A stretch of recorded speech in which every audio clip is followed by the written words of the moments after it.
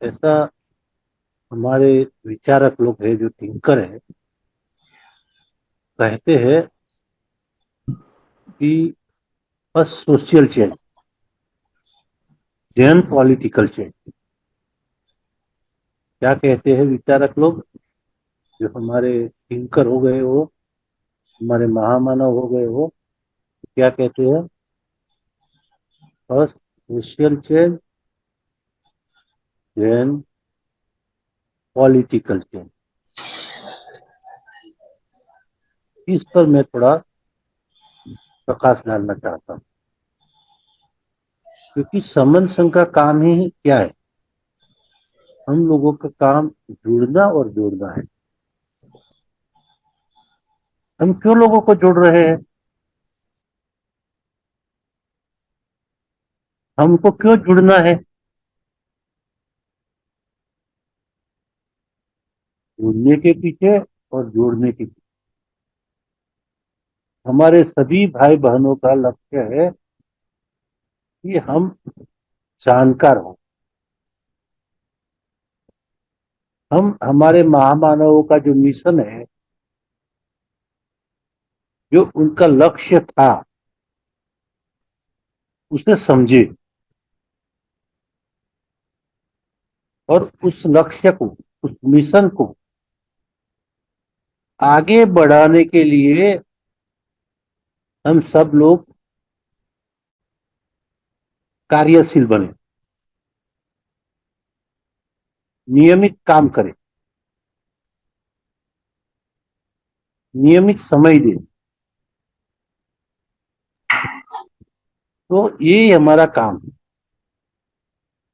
समन संघ का काम है। जुड़ेंगे तो जीतेंगे, जिद है जुड़ने की, ये हमारा मोटो है। हम कहते हैं कि अगर हम जुड़ेंगे जरूर जीतेंगे, और ये हमारे अंदर जिद होनी चाहिए। अब जिद का मतलब होता है कि फुर्सत के समय में समन संघ का काम करना, बाकी के समय में हमें हमारा मित्र मंडली है, परिवार है, रिश्ते नाते हैं, वो सारे लोगों को ख्याल रखना, उनके कार्यक्रमों में जाना, प्रसंगों में जाना और उनको प्रायोरिटी देना। अगर उससे हमें फुर्सत मिल जाए, हमारे जो पर्सनल एंगेजमेंट है, पारिवारिक एंगेजमेंट है, उसमें से अगर हमें फुर्सत मिल जाए, तो फिर हमें ये समन संघ का काम करना। तो हमको प्राथमिकता तय करनी है, क्योंकि हमारे पास समय कम है। हम सब जानते हैं कि समय इतना है नहीं। हमारे पास लोग बहुत है। हमारे पास हमारा जो सबसे बड़ा प्लस पॉइंट है, हमारे जो स्ट्रेंथ है, वो है हम लोग। समन जो है बहुत बड़ी संख्या में, पूरी जो आबादी है उसके हम 90% है। ये हम जानते हैं और मानते भी हैं। पर हमने जो, मैंने शुरू में कहा कि हमारा काम क्या है, सोशल चेंज करना है। पहले पहले हमें सोशल चेंज करना है, और लोकतंत्र में पॉलिटिकल चेंज तभी आएगा जब हम सोशल चेंज करेंगे। क्योंकि हम जब तक सामाजिक परिवर्तन नहीं लाएंगे, जब तक हम हमारे समाज को सजग और सचेत नहीं बनाएंगे, तब तक वो लोग मिशन को समझेंगे नहीं। समन संघ का जो कार्य है उसे भी अच्छी तरह से नहीं समझेंगे, और जब तक वो अच्छी तरह से नहीं समझेंगे,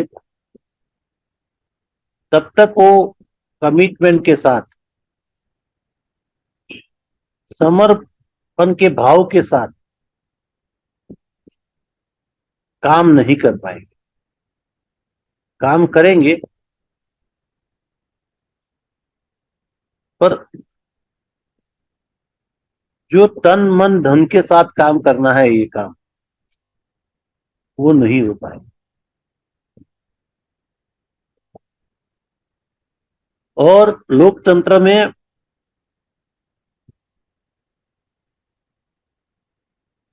शासक बनना जरूरी है, क्योंकि जब तक हम लोग शासक वर्ग नहीं बनेंगे तब तक हम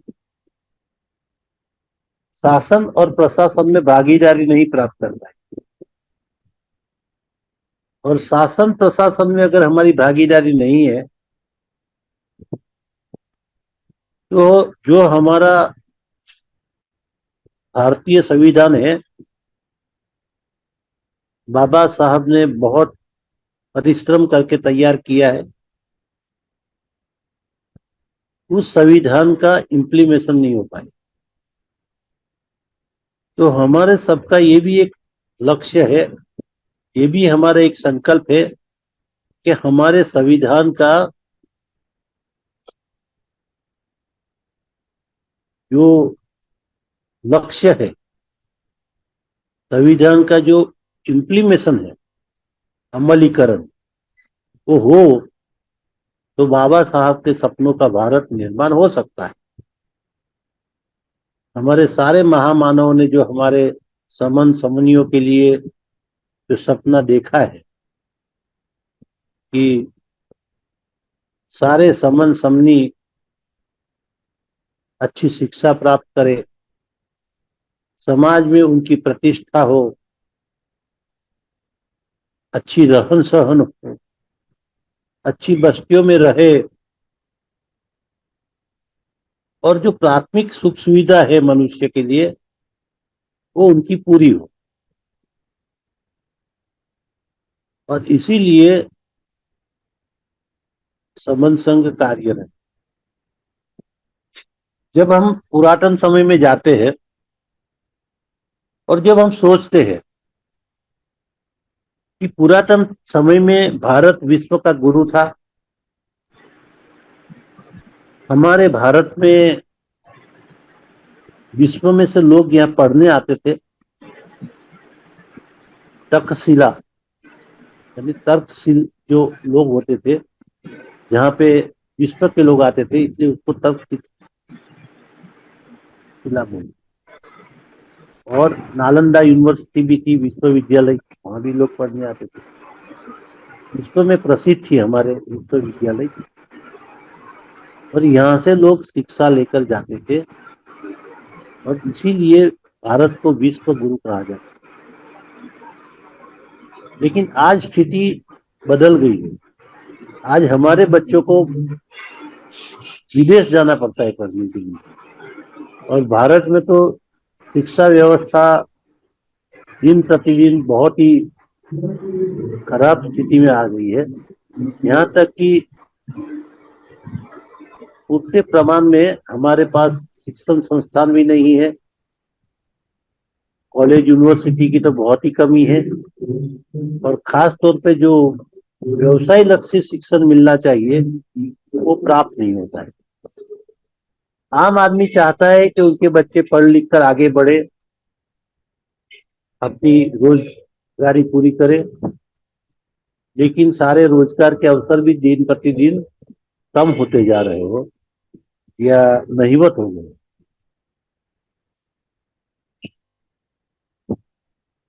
तो हमें, जो मैंने कहा कि हमें पॉलिटिकल चेंज भी लाना है, तो पॉलिटिकल राजकीय परिवर्तन के लिए हमें हमारे जो समन है उनका मानसिक परिवर्तन लाना बहुत जरूरी है। और मानसिक परिवर्तन लाना तभी संभव है कि हमारे पास, हमारे समन संघ में बहुत बड़ी तादाद में प्रशिक्षित कार्यकर्ता, स्पोक्स, जो समाज के बीच में जाए, गांव गांवों में जाए, बस्तियों में जाए, कस्बों में जाए, नगरों में जाए, महानगरों में जाए, और वहां जाकर समन संघ का जो कॉन्सेप्ट है, समन संघ का जो उद्देश्य है, समन संघ का जो भव्य भूतकाल है, वो उन्हें बताए और हमारे समनों के भविष्य के निर्माण के लिए संघ बहुत बड़ा रोल अदा कर सकता है। और इसीलिए संघ को मजबूत करना है, संघ का फैलाव करना है। तो इसीलिए हम लोग कार्यकर्ता बनकर और हम लोग ये हर रोज पोर्टल पे जुड़ते हैं। हम लोग कई छोटी बड़ी संगीतियां करते हैं और इसके माध्यम से हम लोग लोगों को जोड़ते हैं। नए नए लोग जुड़ते हैं, समन संघ में आते हैं, तो हमारी फ्रेंड्स, हमारी संख्या, हमारा काम, हमारा जो कार्य है समन संघ का, वो उसका फैलाव होता है, वो आगे बढ़ता है। नए नए इलाकों में हमारे विचार जाते हैं, नए नए लोगों को समन संघ की जानकारी प्राप्त। तो मुख्य उद्देश्य हमारा है कि आज जो हमारे लोग हैं बहुत बड़ी तादाद में है, लेकिन हमारे सारे लोग है हमारे,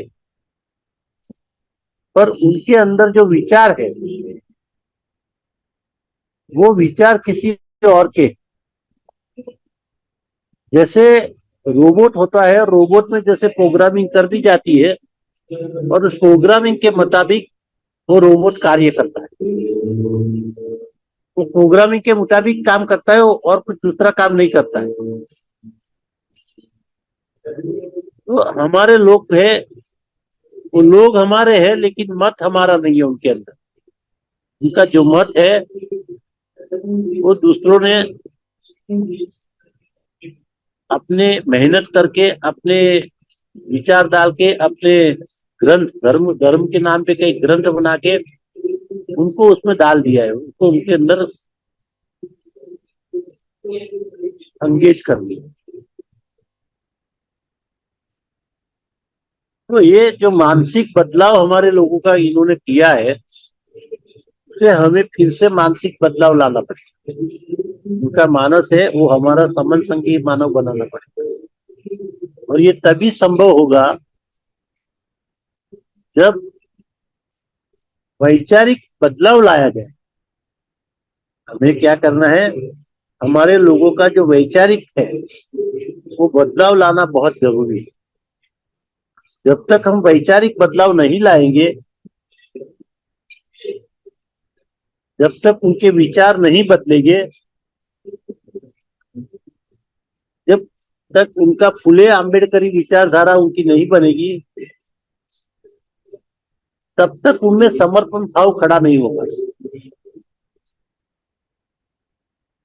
और तब तक हमारा समन संघ का कार्य है वो, उसका जो व्याप है, उसका जो विस्तार है, वो इतनी गति से नहीं बढ़ेगा जिस गति की आवश्यकता है।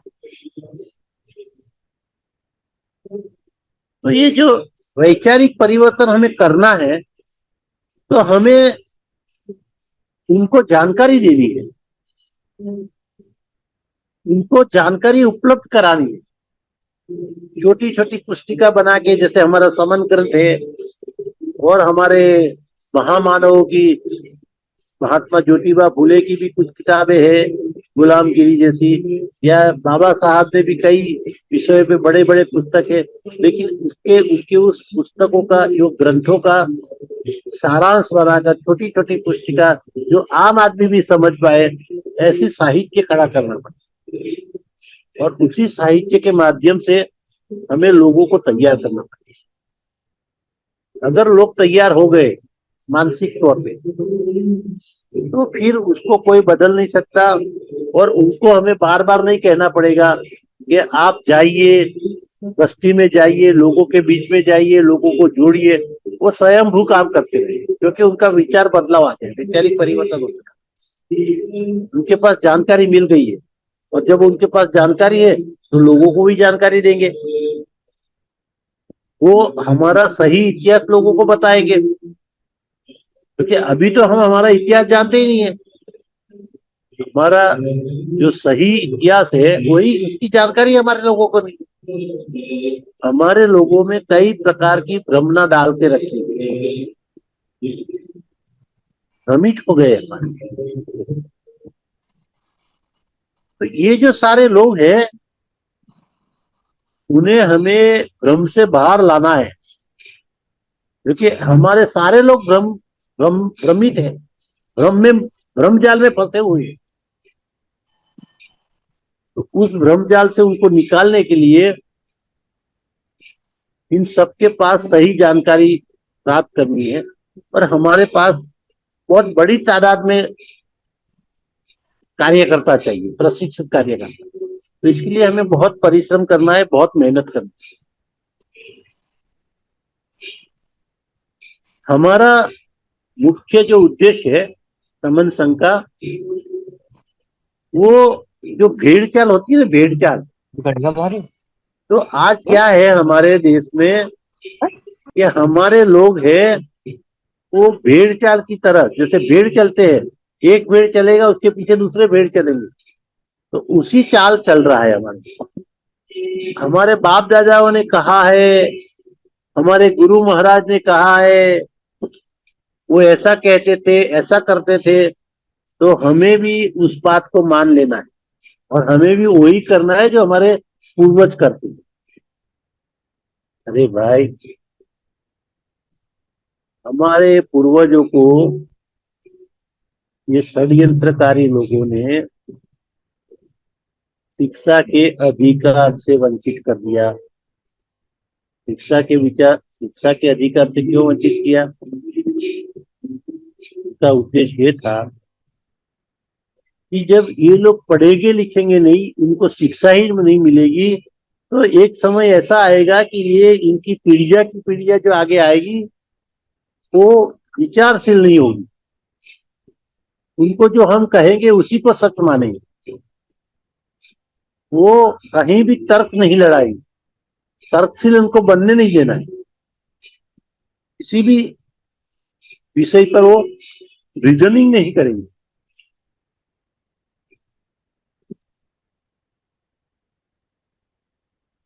इनका जो विचार है, इनका जो अभिगम है, वो वैज्ञानिक नहीं होना चाहिए।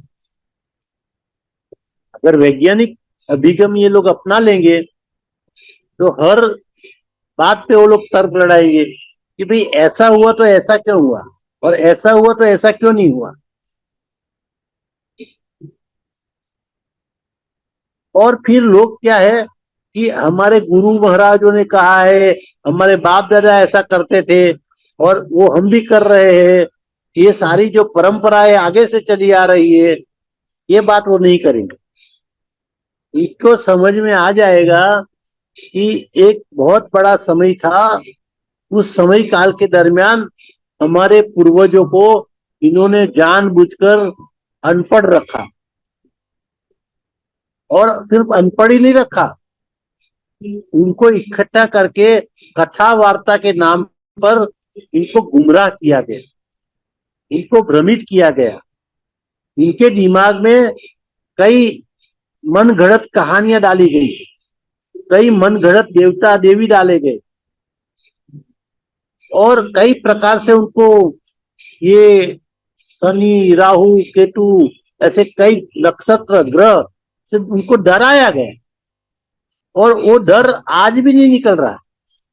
वो डर हमारे लोगों के डीएनए में आ गया है, उसको निकालना भी कुछ समय लगेगा और बहुत जबरदस्त पुरुषार्थ करना पड़ेगा, इतना आसानी से निकलने वाला नहीं। और इसीलिए हमें समन संघ में बहुत सारे फौज चाहिए, कार्यकर्ताओं की एक बड़ी फौज होगी हमारे पास, वो सब निकल जाएंगे अपने मिशन के लिए काम करने के लिए।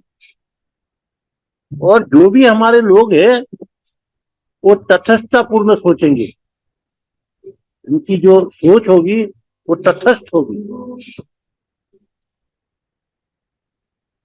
और वो सच के साथ रहेंगे।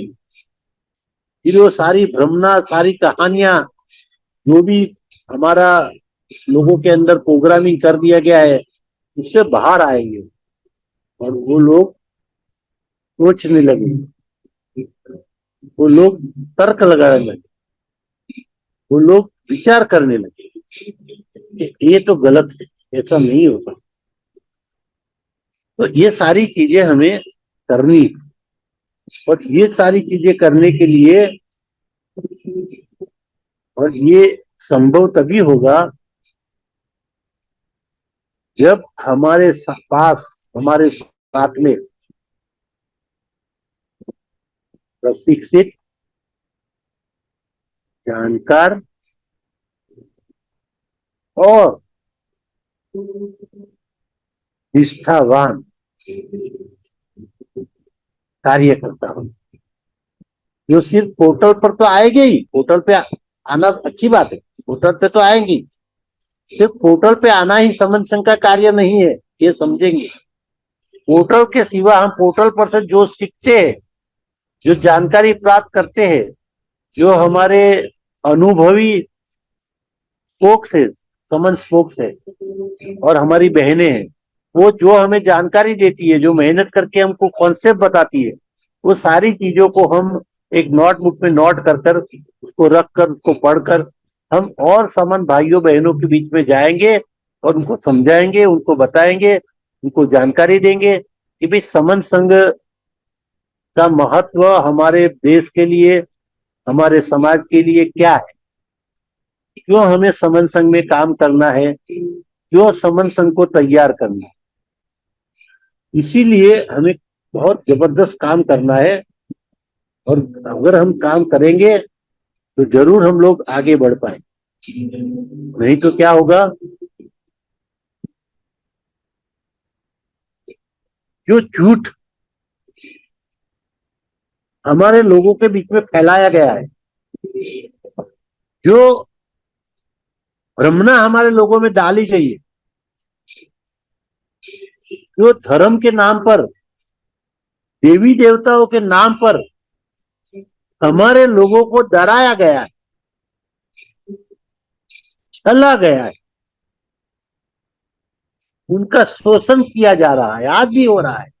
और आज भी हमारे लोग बहुत ही मेहनत मजदूरी करके कमाते हैं, लेकिन कभी कोई फलानी देवी, कभी कोई संतोषी माता, कभी कोई दशा माता, कभी कोई शुक्रवार का व्रत, कभी गुरुवार का व्रत, कभी सोमवार का व्रत, कभी शिव पार्वती का व्रत, कई प्रकार के व्रत, और ये सारी चीजें हमारे लोग करते रहते हैं। जो पैसा इकट्ठा होता है, फिर वो व्रत को, जो व्रत करती है हमारी बहनें या वो, उसको बनाने के लिए उसके पीछे खर्च करके वो सारा जो पैसा इकट्ठा किया है, उसमें से बहुत सारा पैसा तो दान दक्षिणा में चला जाता है। और वो दान दक्षिणा हम किसको देते, उन्हीं लोगों को देते हैं जिनके मन में हमारे प्रति जहर भरा है और बार बार बातों बातों में ये उनका जहर उगलते रहते हैं हमारे सामने। और हमें जब बाबा साहब ने संविधान के माध्यम से कुछ अधिकार दिए, शिक्षण का अधिकार दिए, हमारे लिए कुछ प्रोविजंस किए हैं, जो स्कॉलरशिप दी है, शिक्षा में हमारा कोई आरक्षण खड़ा किया है, तो नौकरियों में कुछ आरक्षण किए खड़ा किया है, तो वो भी उनसे देखा नहीं जाता।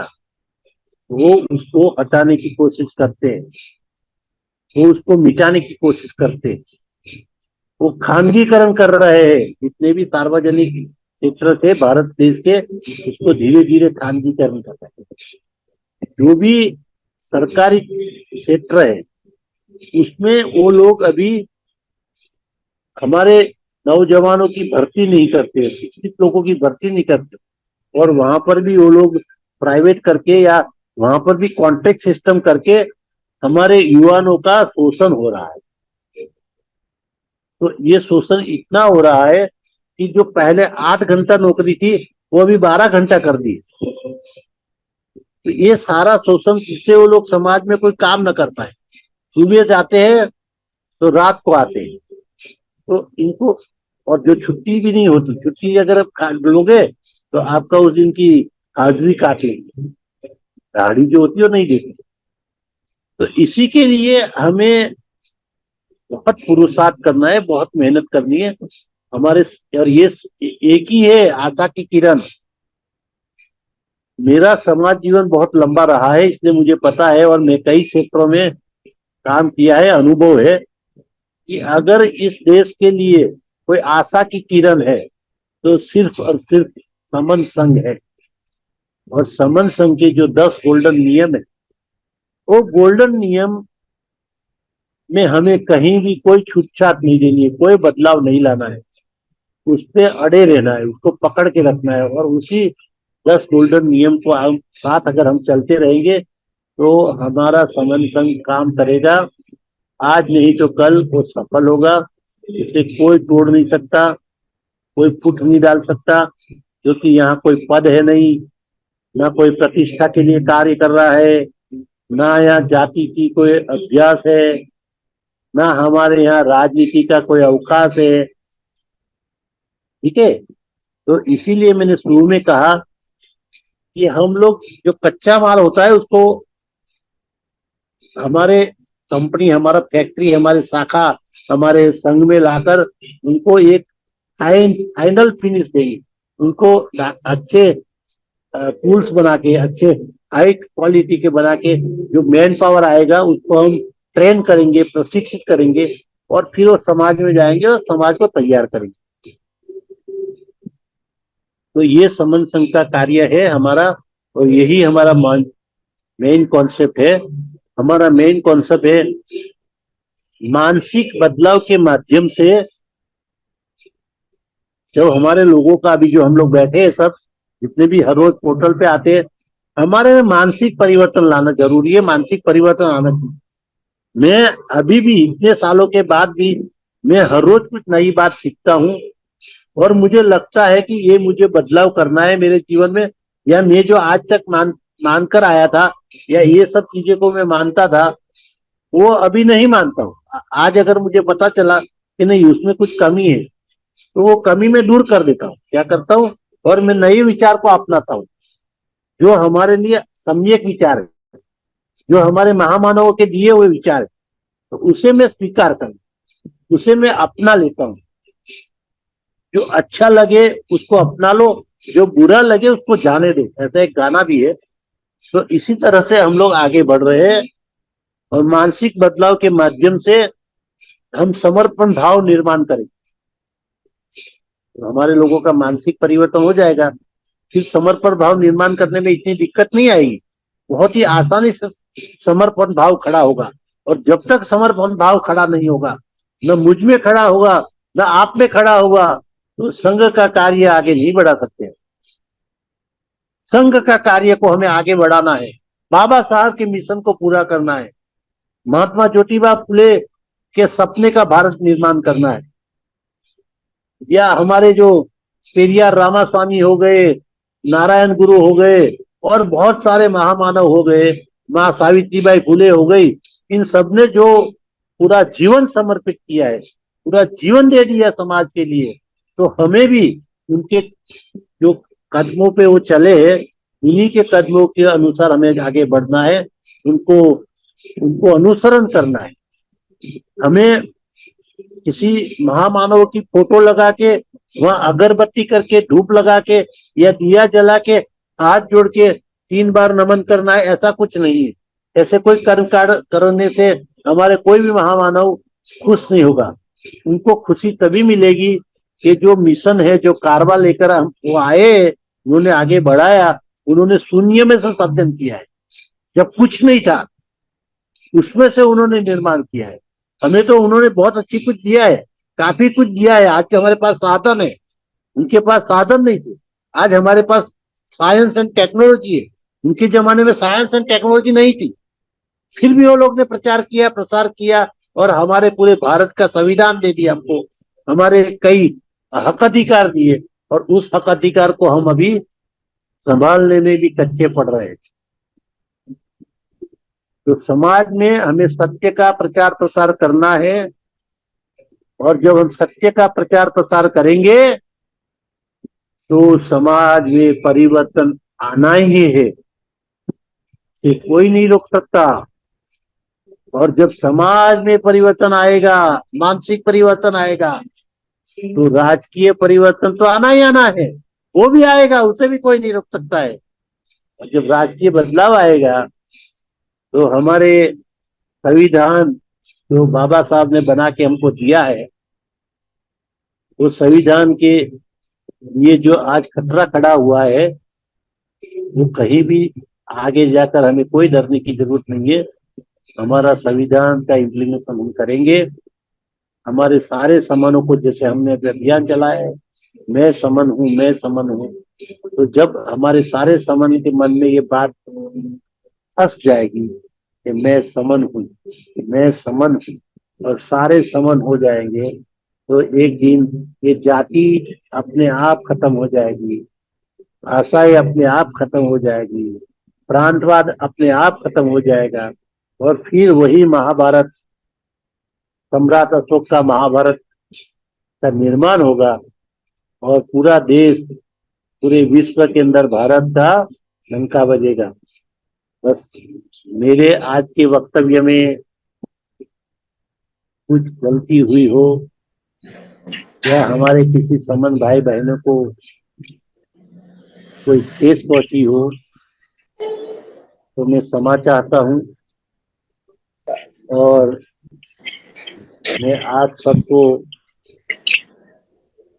नमन करते हुए संगन नमामि, संगन नमामि, संगम संगन नमामि। संगम साधु साधु।